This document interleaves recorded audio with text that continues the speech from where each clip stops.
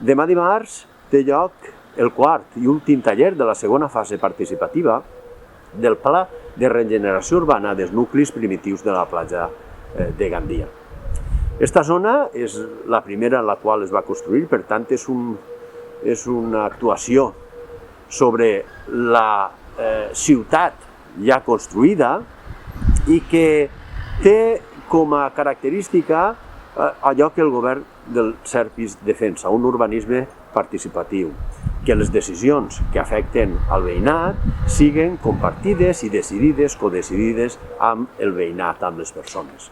Perquè es tracta d'això, de millorar el nostre espai urbà, també per a millorar-lo i oferir-lo a aquell que ens visita. Aquest espai té una trama urbana diferent a la resta de la platja i, per tant, això és un valor afegit. Un valor afegit que també ens dona atractiu a tot aquell que ens visita.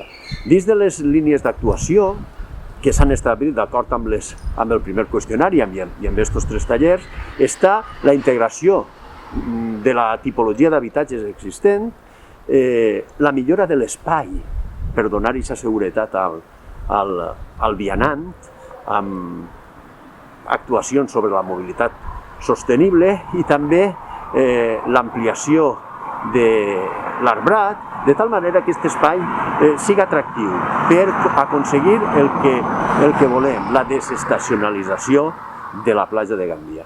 Per això, demà dimarts vos esperem en l'aula magna del campus de Gandia de la Universitat Politècnica a partir de les 6:30. I si no podeu acudir personalment, recordeu que tots els tallers estan retransmetent-se per streaming en la pàgina Facebook d'Urbanisme Gandia.